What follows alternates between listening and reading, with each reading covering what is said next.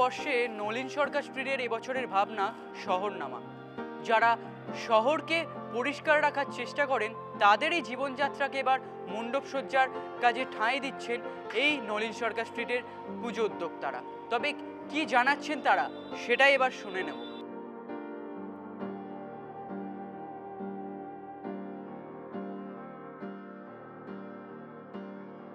আমাদের ভাবনার নাম হচ্ছে শহরনামা। শহরনামা বলতে কি বলছি, যে আমাদের শহরে অর্থাৎ উৎসব, এই তো পুজোটা তো উৎসব, এই উৎসবে আমরা যখন সারা রাত আনন্দ করি, ভোরবেলা বাড়ি ফিরি, তখন এই যে শহরটাকে যে নোংরা করে রাখি, সেই নোংরা শহরটাকে পরিষ্কার করে কিন্তু যে সমস্ত মানুষ, অর্থাৎ মেথর, মুচি বা যারা প্লাস্টিক তোলে, এই সমস্ত কর্মী, তাদের পুজোটা কীভাবে কাটে।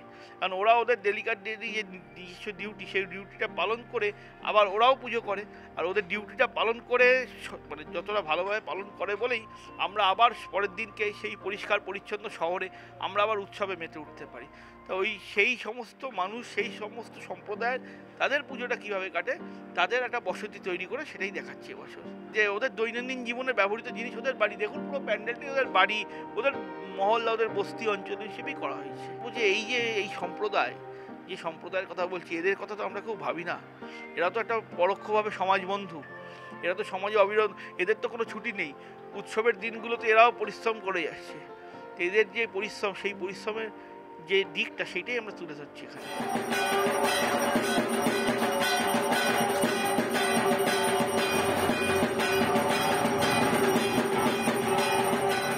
শহরেরই একটা গল্প, এক সম্প্রদায়ের গল্প, যারা আমাদের মতো মানুষেরই ফেলে রাখা বোতল, প্লাস্টিক কুড়িয়ে নেয়, দিয়ে তারা তাদের নিজের জীবনযাপন করে। তাদের গল্পটাই আমি এখানে তুলে ধরছি।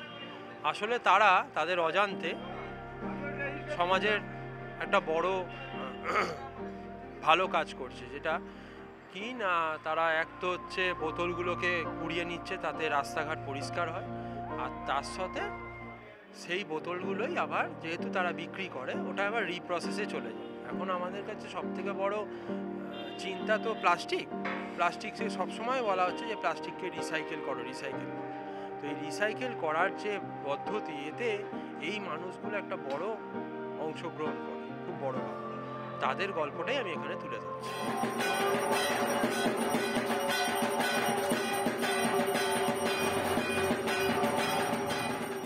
এদের কর্মজীবনের গল্প, মানে এরা যেভাবে কাজ করে, রাস্তাঘাটে কাজ করে, যে মাধ্যমে কাজ করে, সেগুলো তুলে ধরা। আর দ্বিতীয় স্টেপে হচ্ছে এদের বাসস্থান, এরা কিভাবে থাকে, এরা কিভাবে বসবাস করে, এদের বাড়িঘর কেমন, সেটা। আর 3 নম্বর যেটা, সেটা হচ্ছে এরা যদি পুজোটা করে, সেই পুজোটা কেমন হবে। মানে এদের পাড়ায় এরা একটা দুর্গাপুজো অর্গানাইজ করেছে, সেইভাবে আমি আর কি এখানে দুর্গাপুজোটা করছি। প্রথমে একটা ফ্রন্টটা একদম অ্যাবস্ট্রাক্ট ফর্মে হচ্ছে। প্রথমেই এখানে একটা রাস্তা দেখতে পাবে, যেরকম সচরাচর রাস্তায় আমরা হাঁটি, এটা একটা প্রতীকী হিসাবে যে এই রাস্তার মধ্যেই তো ওরা কাজকর্ম করে। এটা একটা অ্যাবস্ট্রাক্ট ফর্মে উঠে গেছে, সেটা দর্শকদের ভালো লাগবে। প্লাস ভ্যান থাকবে, এরা যেভাবে ভ্যানে করে ময়লাগুলো কালেক্ট করে সেটা থাকবে, ঝাঁটা থাকবে, সেগুলো দিয়ে অ্যাবস্ট্রাক্ট ফর্মে মানে ইনস্টলেশন থাকবে। আশা করছি সবার ভালো লাগবে।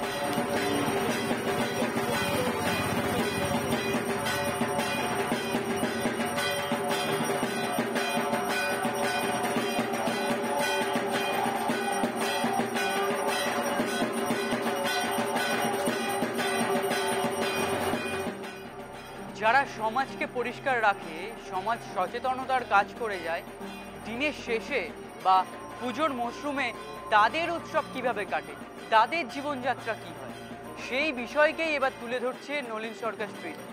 এবং সেই ভাবনা নিয়েই তাদের এবছরের মণ্ডপসজ্জা, যেখানে শিল্পী জানাচ্ছেন যে 3টি ধাপে এই মণ্ডপসজ্জার কাজ চলছে। যেখানে প্রথমে মণ্ডপকে সাজানো হচ্ছে কিভাবে তাদের কর্মজীবন চলে, অর্থাৎ যারা খেটে খাওয়া মানুষ, তাদের কিভাবে কর্মজীবন, তারপরে তাদের জীবনযাত্রা, এবং শেষে প্রতিমাকেও রূপ দেওয়া হচ্ছে এই মণ্ডপসজ্জার আদলে। ক্যামেরায় অশোকের সাথে অর্ঘ্যজিতের রিপোর্ট, STV।